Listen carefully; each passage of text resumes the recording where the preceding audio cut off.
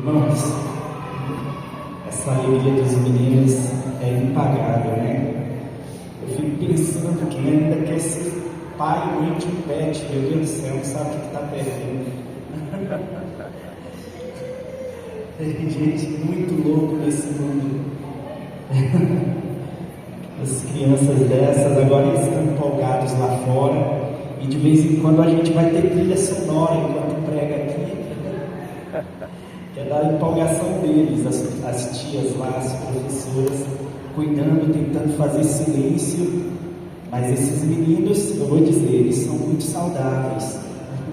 Então nem sempre o silêncio será totalmente possível. Vocês estão vendo?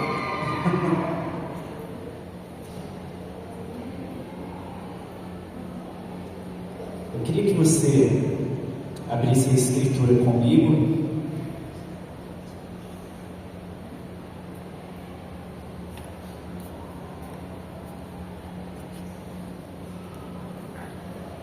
Em Mateus, no capítulo 1, no verso 18, Dia das Mães, a Camila me incumbiu de poder trazer essa palavra para os irmãos. Mateus, no primeiro capítulo, no verso 18, está escrito assim: foi assim o nascimento de Jesus Cristo. Maria, sua mãe, estava prometida em casamento a José, mas antes que se unissem, achou-se grávida pelo Espírito Santo. Por ser José seu marido, um homem justo, não querendo expô-la à desonra pública, pretendia anular o casamento.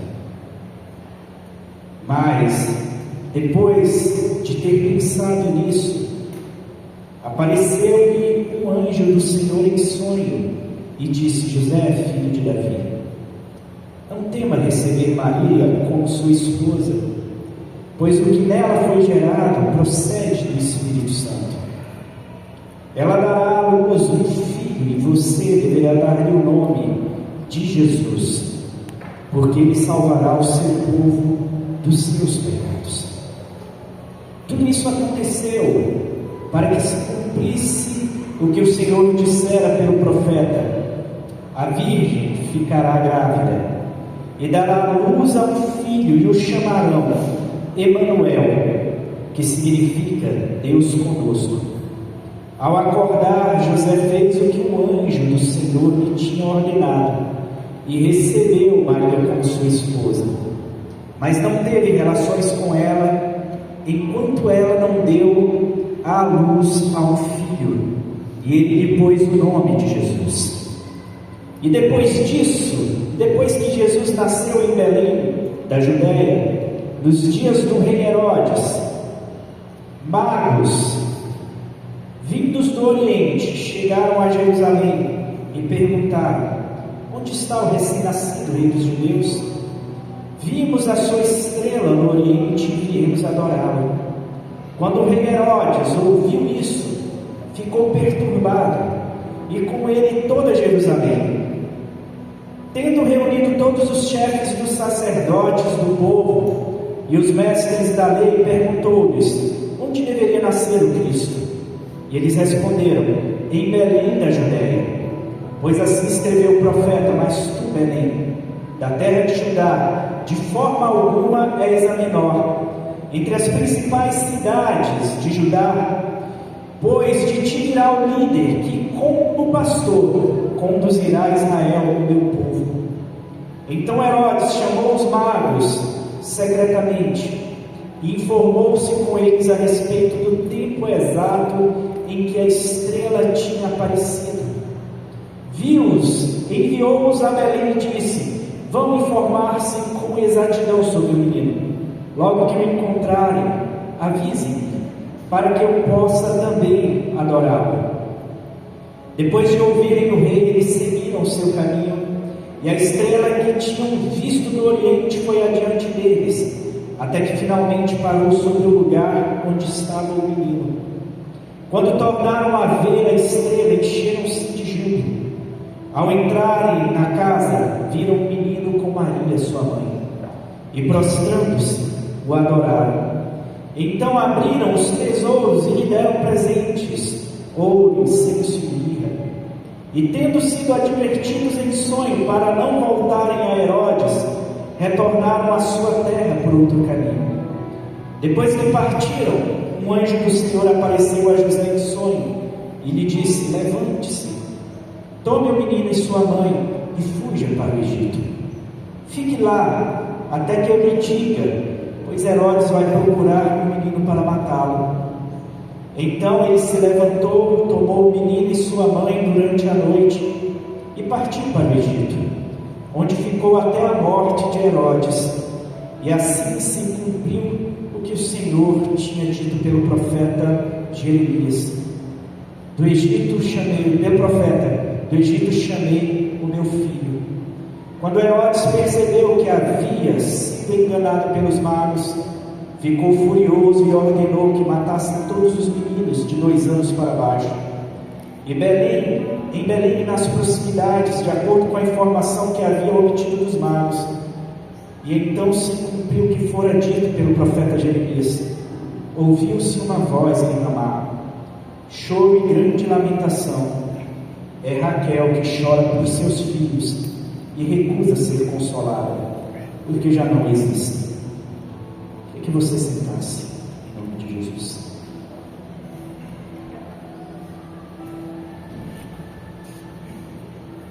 O ministério materno é, sem sombra de dúvidas, um dos mais importantes e dos mais belos que poeticamente o Senhor nos entregou.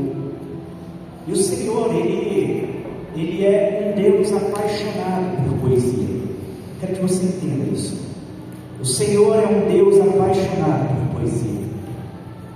Quando você vai ler os profetas, quando você vai ler Salmos, quando você vai ler não só os livros poéticos, mas se você observar a forma de os profetas eles escreverem, normalmente quando eles vão entregar uma profecia, normalmente o recurso linguístico, a forma linguística pela qual eles apresentam aquela profecia é por meio de uma poesia.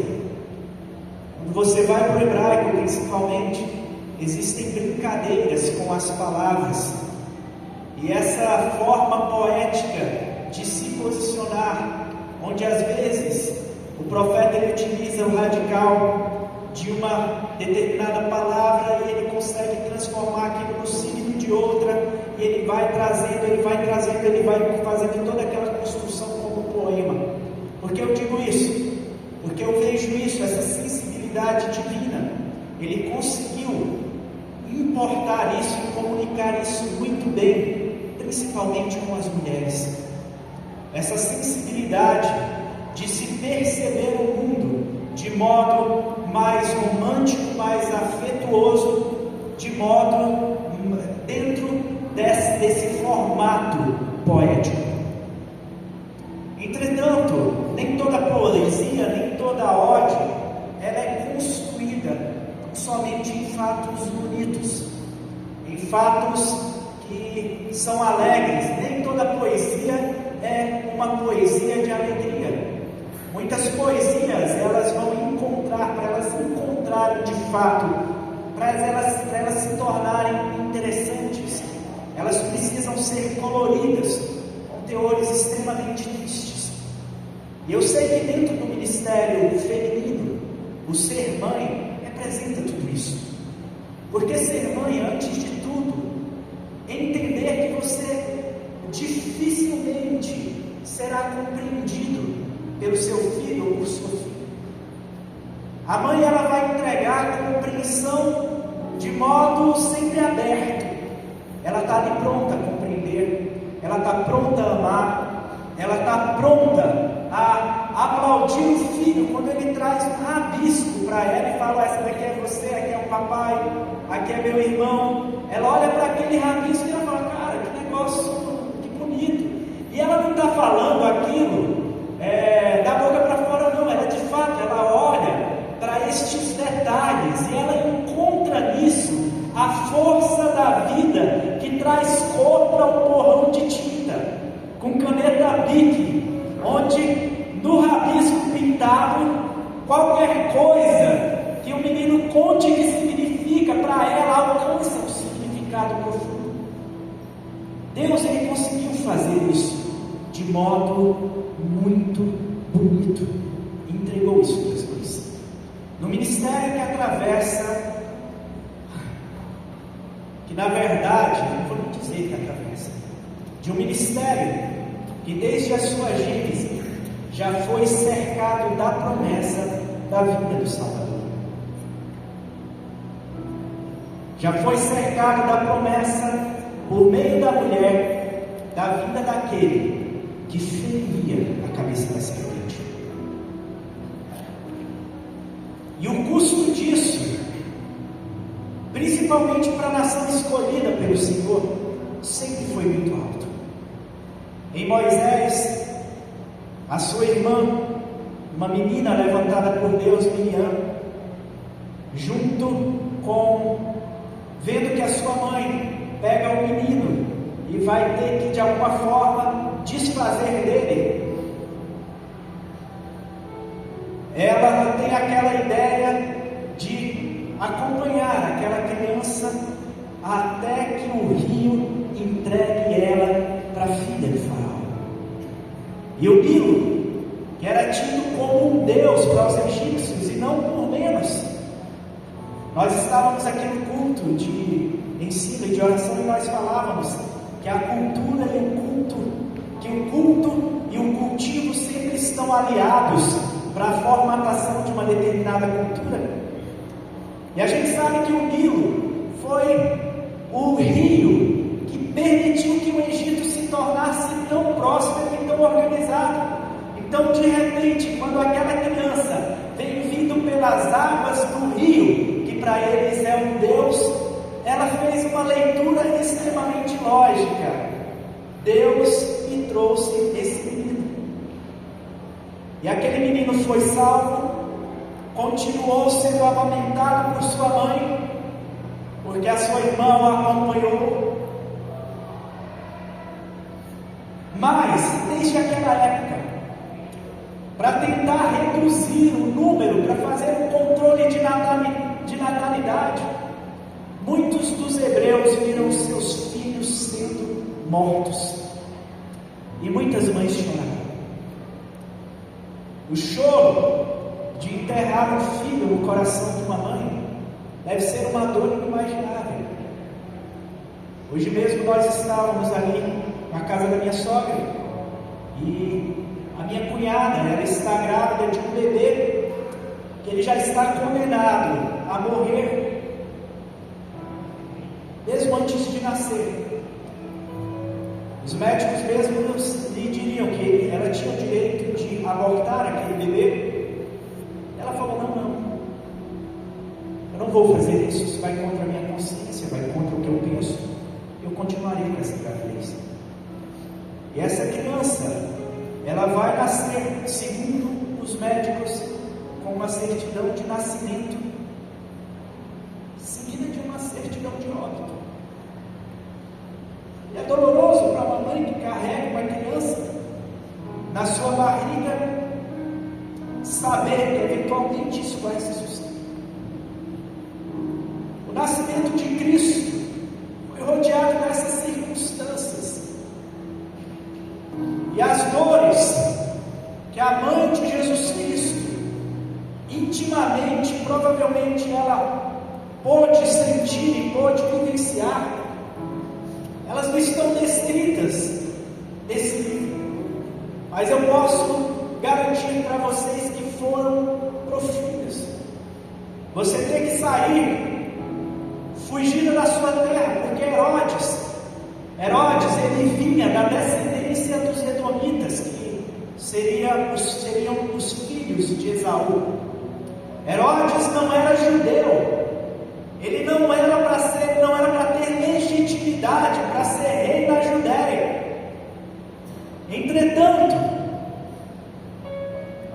a linhagem dos reis, conforme vinha de Davi, conforme era a linhagem legal dos reis, tinha parado em Zedequias, que foi o último rei de Israel.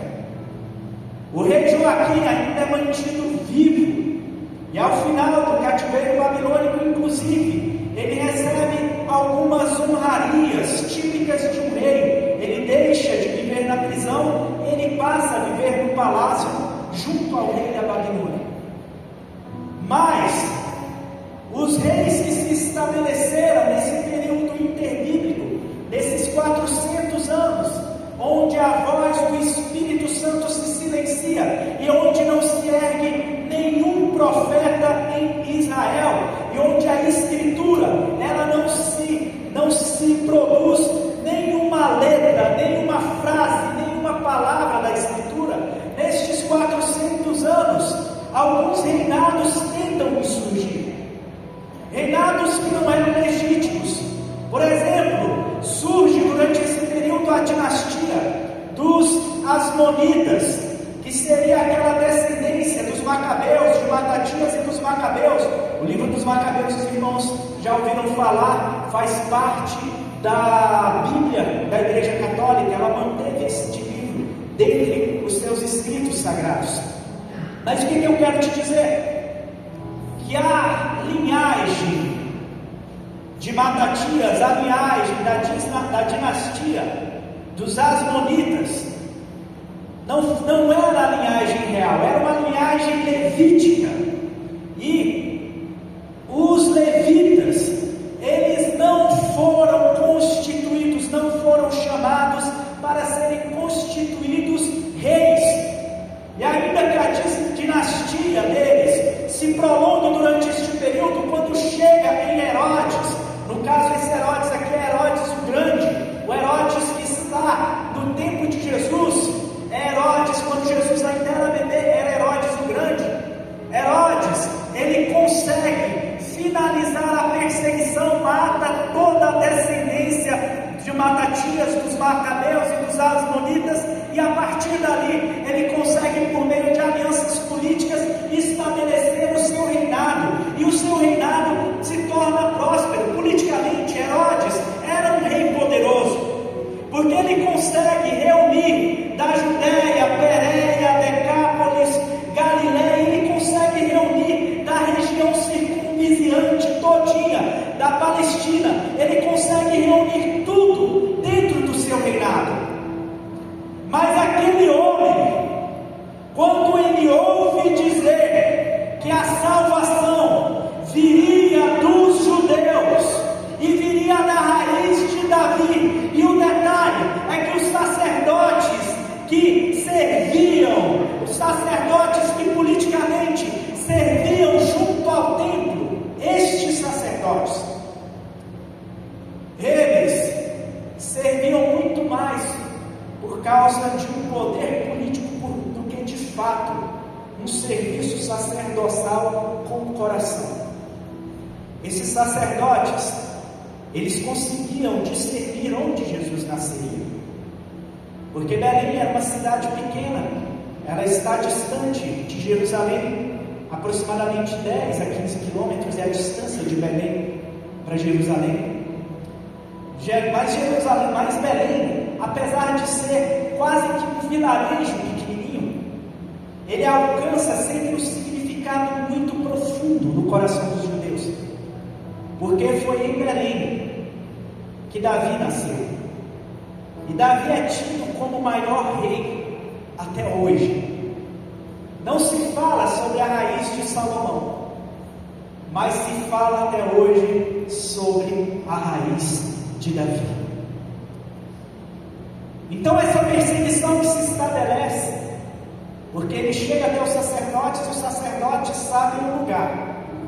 Já os magos, eles conseguem fazer a leitura da época, porque eles leram o livro de Daniel, e o livro de Daniel, ele traz a mensagem das 70 semanas, a visão das 70 semanas, e na 69ª semana, essa semana seria contada em anos, e ela se iniciaria do decreto que Ciro trouxe para que pudesse se reerguer, para que se pudesse novamente ter um retorno a Jerusalém e que se pudesse reerguer o templo.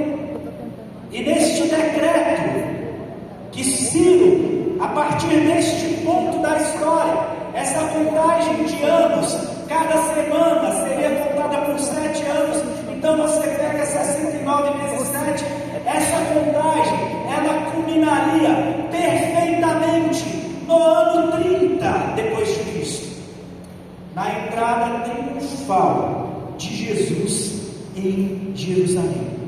A contagem de anos e de dias da profecia de Daniel culmina exatamente com essa época.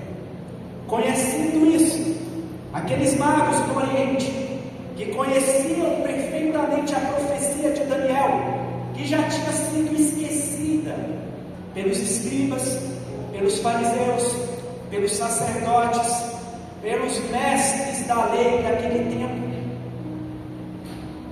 aqueles magos do Oriente conseguiam perceber que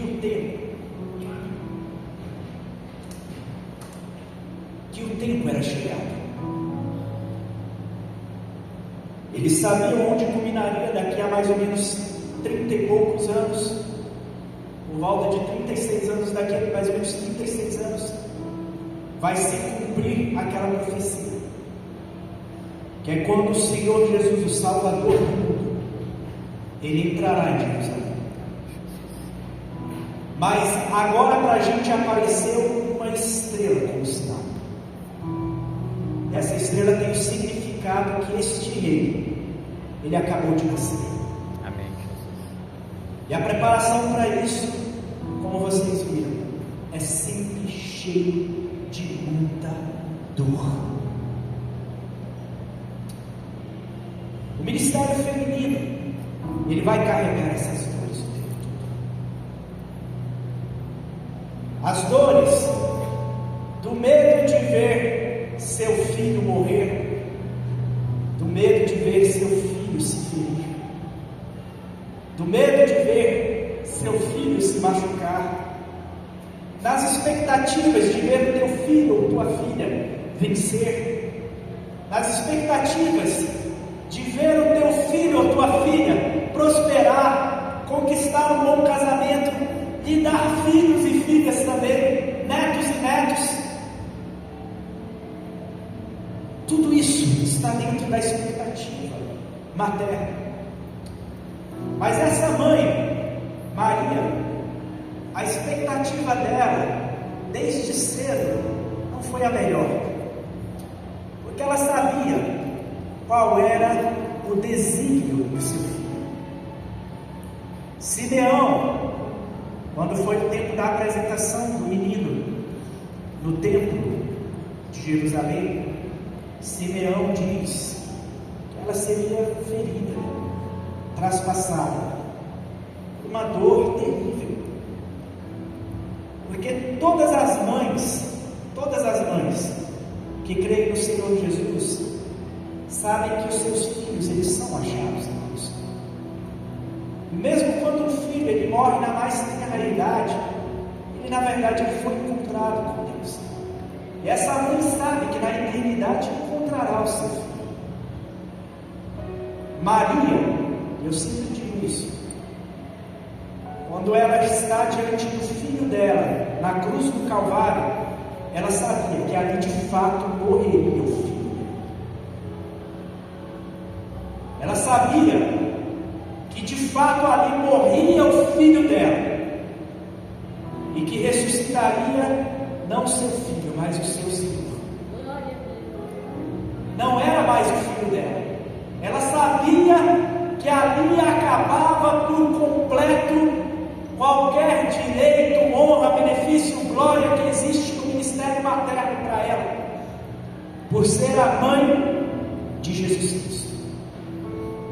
Vocês, mães, vocês carregam isso o tempo todo.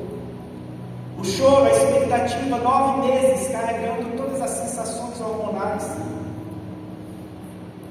todas as sensações que só quem é mãe entende o que é isso.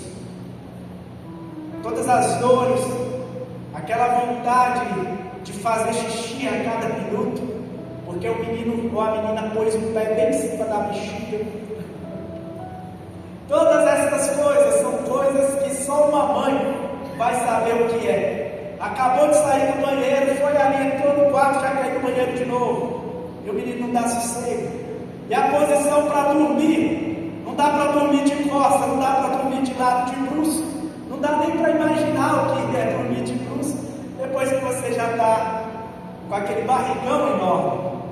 É o desconforto, é a angústia, é a dor, é às vezes a própria raiva, né? Ai meu Deus do céu, olha, isso é hora de você ficar mexendo, poxa, tem que trabalhar amanhã, e agora a barriga chega, fica aqui oval, com o menino mexendo, e você tem que acordar de madrugada, e a criança está dentro da barriga acordada, fazendo vigília, louvando ao Senhor, fazendo qualquer coisa, às vezes é um pentecostal, sapatinho lá dentro, alguma coisa, algum mistério de Deus está acontecendo dentro dessa barriga, e a mãe carrega tudo isso, pensando na expectativa de quando essa criança aparecer, porque hoje tem ultrassom 3D, né? Hoje tem uns que mostram praticamente a foto, porque nem está muito sem graça hoje, né, gente? Era bom anteriormente, que o médico terminava de fazer o ultrassom, você olhava para o ultrassom, você falava, caramba, não estou vendo nada. Olha que lindo, é um borrão, você não conseguia discernir nada, mas a expectativa de ver. Normalmente, muitas mães me contam isso, que na hora que a enfermeira coloca a criança junto dela, ela vai contar se tem todos os dedinhos, vai ver se não é coladinho os dedinhos, deixa eu ver se está tudo certo aqui, se não está faltando nada, se na hora do parto o médico não cortou um dedo, pensando que era um cordão umbilical, deixa eu ver se está tudo certo aqui, se me entregaram o bebê reborn perfeitinho. E essa maravilha, essa alegria de ser irmão, essa angústia de ser irmão, como eu disse para vocês, no mistério divino, foi a forma que Deus poeticamente quis nos dizer e quis nos ensinar, principalmente o que é ser amado. Um pai ama muito, e um pai é capaz de amar profundamente. Mas o pai, ele não alcança a sensibilidade de amor e a profundidade de amor que uma mãe ela vai conseguir perceber. São coisas totalmente diferentes. Um pai, ele não consegue entender essa dimensão tal como uma mãe consegue entender. Mas o que eu quero dizer para vocês, irmãos, é que desde o começo muitas mães se levantaram na Escritura e que elas se erguem como exemplo para todas as mães. Nós temos Ana, nós temos Isabel, nós temos Raquel, que chorou intensamente pedindo filhos. Nós temos aquelas mulheres que já exerceram lideranças, mas ainda se mantinham como mães. Hoje se fala muito, né? Mulher não pode liderar a igreja. Eu entendo perfeitamente que isso é exceção da exceção à regra. Mas no tempo dos juízes, levantou-se, por exemplo, Débora, que era uma líder da congregação de Israel, e se ergueu com força, por meio da sua fé e da sua palavra, derrotou exércitos, esteve à frente, exortando, confortando, esteve também animando exércitos para poder vencer batalhas. Nós temos Jael, que não se omitiu, chamou Císera para dentro da sua tenda, e dentro da sua tenda lhe furou a têmpora, de um lado a outro, matando um grande general do exército inimigo que se levantou contra Israel. Nós temos as diversas mães, eu ainda falava hoje, as mães anônimas, como por exemplo a mãe do rei Lemuel. Lemuel é um rei que com este nome não aparece linhagem, nem dos israelitas, dos 19 reis de Israel, e nem dos 20 reis de Judá. Não, ele não aparece nessa linhagem. Provavelmente foi um pseudônimo criado por algum dos reis. Não se sabe se Salomão, não se sabe se Ezequias, não se sabe qual rei que porventura tem criado esse pseudônimo. Mas nós sabemos que em Provérbios capítulo 31 existe uma figura que está por trás da sabedoria daquele homem, daquele poderoso homem. Eu digo poderoso porque ele colhe os conselhos da sua mãe como um maná dado pelo próprio Deus. Conselhos que vão me alcançar a lidar com a causa do oprimido, e até mesmo conselhos que vão me ajudar a encontrar uma boa e virtuosa esposa. E vocês, mulheres, levanta aqui, vocês que são mamães aqui. E vocês que são mulheres, porque você às vezes não é mãe que pariu, mas você é mãe que ajuda a cuidar, que traz para a igreja, que faz tudo isso. Nós temos mães aqui desse jeito. Mãe que insiste, que consagra o sobrinho, que consagra o neto a Deus. Emanuel significa dedicado a Deus, consagrado a Deus. Mas nós temos mães de todo tipo. Eu quero dizer para vocês, eu vejo para o que essas mães fazem hoje. Eu gosto muito do que minha cunhada ela diz, né? Sendo honesto, as mulheres de hoje estão conseguindo colocar a mulher virtuosa no chinelo, porque vocês se desenrolam em 1000 atividades. Vocês não têm aquele monte de servas para vocês poderem gerir. Não. Você tem um marido chato, você tem os filhos que te importunam o tempo todo, quase te tiram o juízo. Quando você vira as costas, está o menino subindo no terraço do prédio querendo pular, você fica doido, está enfiando o dedo da tomada, está o menino correndo para lá, para cá, querendo passar na frente do carro, na pista, está o menino. E aí chega para ela e fala: mãe, me ensina isso daqui. Aí vai explicar na escola, começa a explicar, mas não foi assim que a professora ensinou. Você já olha para a cara do menino, você vai ficar doido. Você fala: meu Deus do céu, como é que eu faço para explicar? E você tem que dar conta de trabalhar, de prover, você tem que dar conta de cuidar da casa, você tem que dar conta de cuidar de marido. E cuidar de marido hoje está ainda mais complicado, principalmente num tempo onde grande parte dos homens é imasculada. São homens que não assumem a postura de serem os chefes, os líderes espirituais e os sacerdotes dos seus lares. E as mulheres ainda têm que se desdobrar em oração, em jejum, em choro, em lágrimas, em cuidado, em trabalho e isso, porque hoje as famílias é impossível para uma família hoje praticamente viver sem a mulher ajudar nas contas.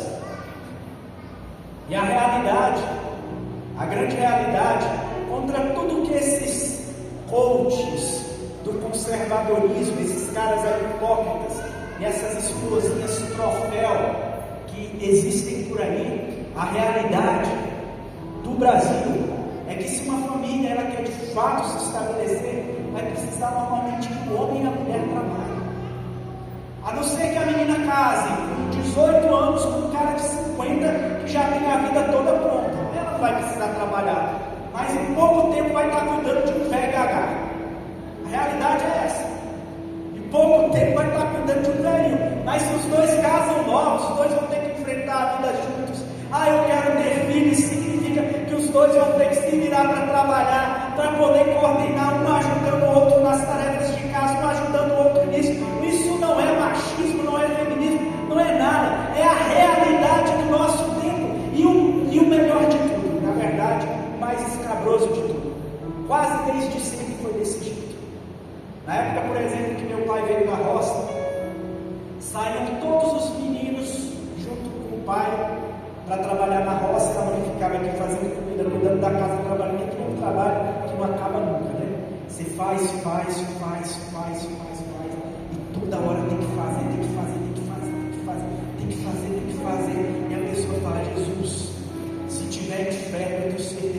vai dar uma casa grande. Não é possível. Porque isso, eu vou dizer, isso é pena perpétua, você cuida, você faz, você cuida daqui, você vira dali, tira dali, e você vai com dor nas costas, dor nas pernas, dor nisso, dor naquilo. É de repente, cara, é impossível. Entendeu? Inferno. E aí, mas não estou falando isso para você também transformar esse inferno, não. Olhe para isso com gratidão, com leveza no Senhor, entendeu? Espírito, cante um hino, e aí continue a fazer. Mas por que estou lhes dizendo isso? Porque eu sei tanto que o peso psicológico do nosso tempo vem sobre as mulheres. E a depressão é o grande mal do nosso tempo. E principalmente nos dias de hoje, porque os dias de hoje eles existem como janelas de comparação. Como janelas de comparação.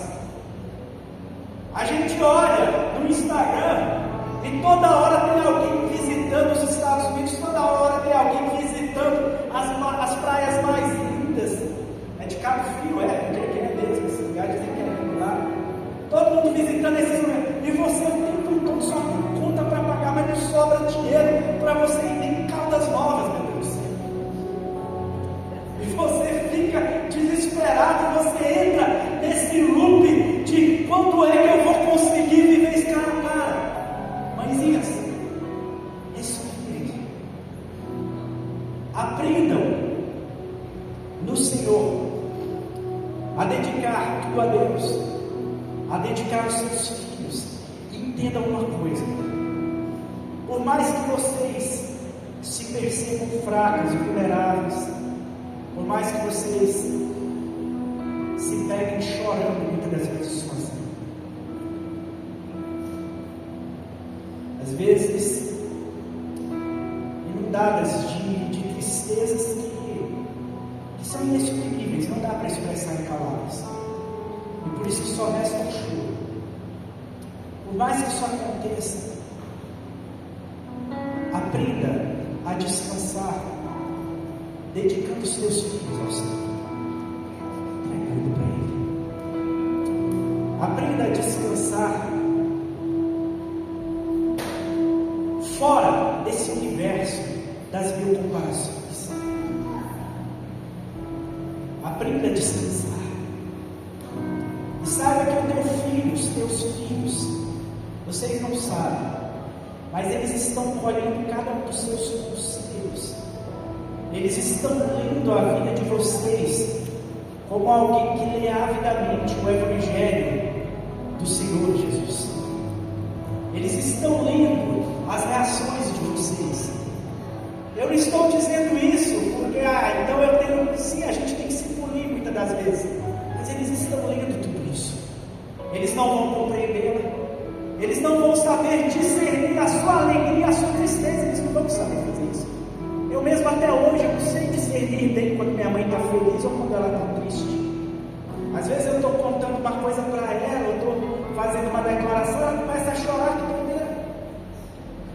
Hoje eu liguei para ela, estou dizendo para ela quanto ela é importante, você começa a chorar, eu falo, que doideira. Quer chorar com isso? Entendeu? Quer chorar com essas coisas? Vocês não serão discernidas, porque antes de tudo vocês foram constituídas mães espirituais.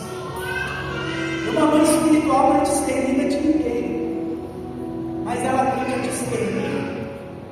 discernir coisas que vocês não fazem ideia. Por isso contar, um dos momentos mais difíceis da minha vida, eu não tinha forças para sair do trabalho, não tinha forças para nada. Eu me recordo que um dia eu desci ali na casa do meu pai e eu estou conversando com meu pai e a gente, nessa chácarazinha que tem aqui, tem uma gradezinha que fica na área de fora. Eu estou ali olhando e falando com ele, meu pai falou assim: aí, você vai fazer esse concurso agora do BRB? Eu virei para o meu pai e falei, do Banco do Brasil, quer dizer, eu virei para o meu pai e falei, pai, eu comprei uma apostila para estudar para banco. e eu não conseguia lembrar nenhuma palavra. Aí meu pai veio assim, aqui comigo, me colocou no carro dele, um homem de 30 anos, me colocou no carro dele, me levou até um cursinho, tirou os cheques dele e pagou aquilo para mim. Você está distrito? Eu estava sem dinheiro para nada. Teve mês que eu tinha que passar um pouco mais de R$100. E eu não comunicava, eu sou muito fechado, meus pais sabem disso. Eu me fecho, me silencio, me calo, eu não busco ajuda de psicólogo, eu não faço nada, eu só me fecho. E meu pai me trouxe ali, eu fui para casa e eu pensei todos os dias, vou ter que acordar agora às 7 horas da manhã, vou lá, vou estudar, sem vontade. Eu sabia que quando eu chegasse em casa eu ia ter força para ler um livro. Eu sabia que meu pai estava pagando isso.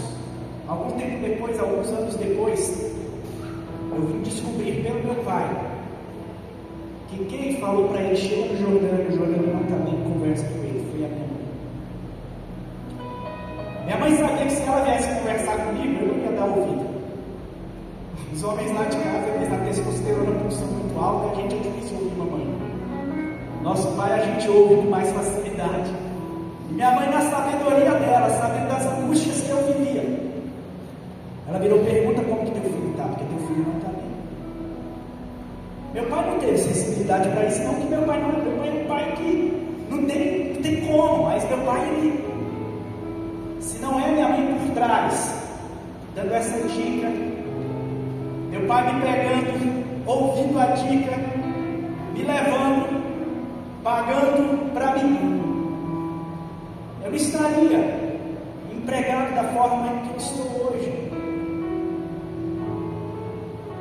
O resultado disso, eu sabia que ela, no choro dela, nas orações dela, e uma coisa eu sei, mesmo no dia que minha mãe fechar os olhos, muitas das suas orações vão continuar queimando como incenso diante do Senhor.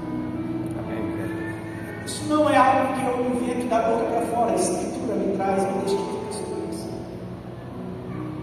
Muitas coisas que eu tenho hoje, as riquezas, porque eu achei uma mulher virtuosa, uma boa mãe. Eu vou dizer, gente, ganhar na loteria não chega nem perto. Tem gente aí pensando em ter dinheiro. Cara, uma mulher igual a que eu arrumei, eu vou dizer, vou fazer propaganda mais. Pense. E aí hoje a gente lá, ela foi falar com minha mãe, a gente estava ainda conversando com minha mãe no telefone, e minha mãe virou e falou: eu orei tanto, você é a resposta de tantas orações.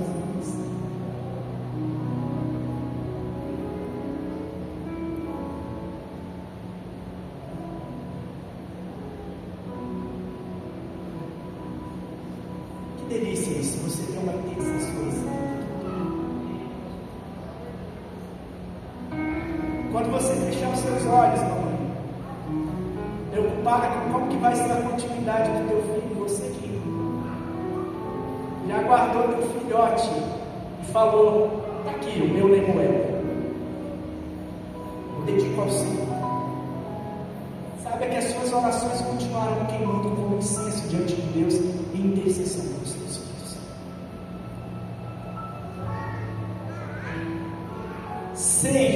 Guarde-se nessa sabedoria. Saiba que os teus filhos estão ouvindo esses conselhos, e por mais que eles sejam teimosos ou obstinados, eles estão considerando lá na frente. E existem até memes por aí, né? O cara tá pronto para sair, mãe, numa festa e tal. Aí falou: hoje eu sonhei que tu morria numa festa assim. Fala: não, eu vou ficar em casa, viu? Sonhar, mas você vai ficar. Eu sei que tem muita superstição no meio, mas eu não vou pagar para ver, entendeu? Eu não vou fazer isso, porque o negócio pode dar muito ruim, entendeu? E aqueles que já não têm a sua mamãe, muitas orações da sua mãezinha estão queimando como incenso diante do Senhor. Você que não é mamãe biológica,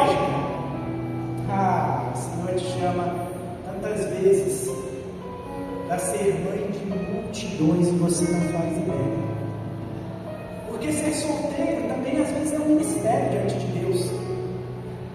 Não pense que todo mundo foi chamado para casar, não. Às vezes acontece, entendeu?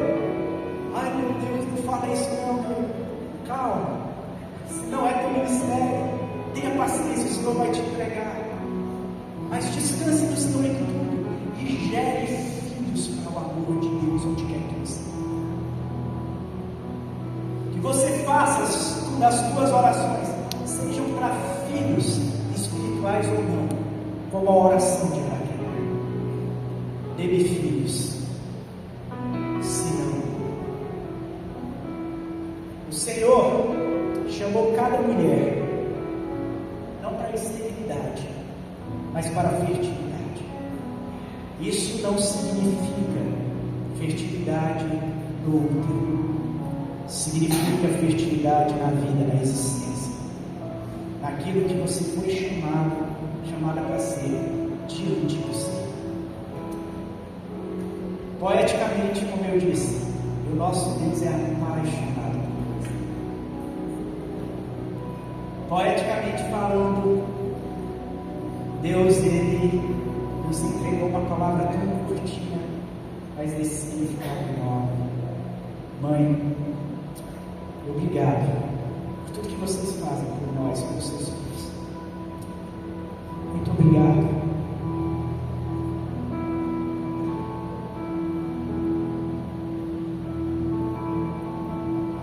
O que vocês fazem?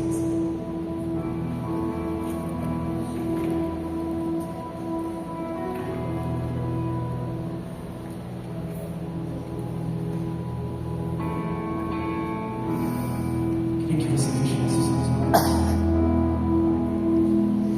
E você que é mãe biológica ou não, você me ajuda a cuidar, você que está junto. Eu queria que você dedicasse os filhos que o Senhor te deu, sejam espirituais ou sejam de sangue, ao Senhor. E se eu posso dar um conselho a quem pode, evidentemente, sabe da sua condição pessoal, mas se você está no casamento, não se prive da graça e da experiência de ser mãe, porque isso vai amplificar a tua percepção de amor, isso vai amplificar a tua percepção de mundo, isso vai te amadurecer de todas as coisas. Eu queria orar por você. Senhor Deus, eu apresento todas as mãezinhas aqui, aquelas que ainda não de ser mães e as que já são mães, e aquelas que já são mães de filhos espirituais.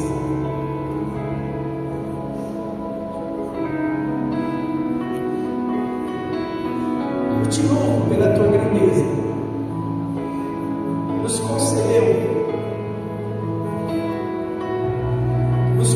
a possibilidade de nós experienciarmos isso na nossa existência. Há aqueles que talvez um dia escutem essa pregação, que talvez tenham sido órfãos, viram suas mãezinhas morrerem quando ainda eram muito pequenos, e que não foram cercados do amor de mãe, foram cercados desse privilégio até a vida adulta, até o momento certo. Mas eu sei que Tu és um Deus que nos ama profundamente e consegue suprir esse tipo de amor dentro de nós. Então, a estes que não experimentaram, por alguma circunstância, o amor de mãe, eles não são achados órfãos, porque o Teu amor supera o amor de uma mãe. Nós apresentamos as mães aqui, Senhor. Espírito do Senhor, que o Espírito do temor do Senhor, que o Espírito de sabedoria, o Espírito de conselho, o Espírito de conhecimento, o Espírito que nos santifica, o Espírito que nos ensina, Espírito Santo de Deus esteja com cada uma delas. Em nome de Jesus, O Senhor possa visitá-las nos dias de angústia. glória a Jesus, Que o aleluia. Senhor possa sustentá-las nos dias de tristeza. Pai amado, Elas possam adentrar no teu descanso em nome de Jesus, amém. Amém, Jesus, aleluia. nos dias de fadiga. Ah, Senhor, em nome de Jesus. Que elas possam ser contempladas Meu Deus. com a plenitude da alegria que só existe na tua presença. Glória a Jesus, aleluia. Porque o que eu mais desejo para cada um de Jesus, vocês Jesus. é que ela possa saborear dia após dia mais e mais as delícias de estar na tua presença, Aleluia. de chorar aos teus pés, de se humilhar diante de ti. Que o Senhor conceda saúde, Glória a Jesus, aleluia. que o Senhor conceda graça,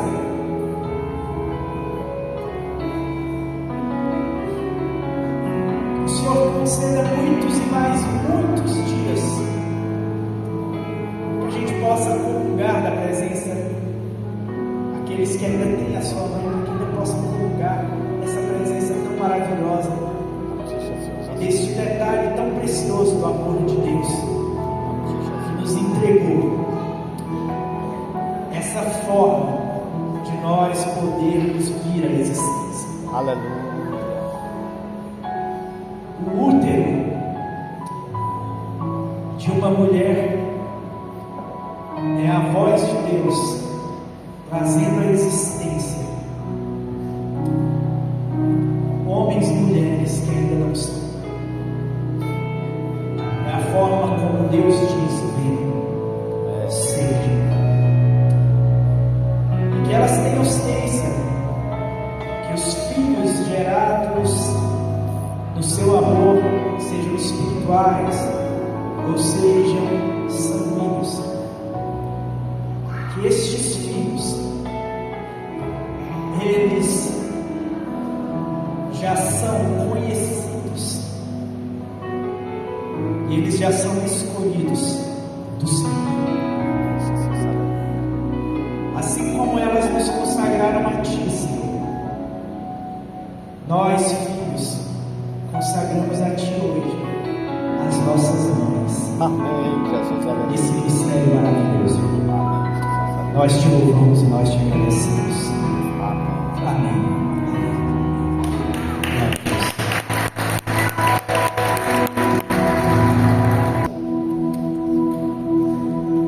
Que o amor de Deus, nosso Pai,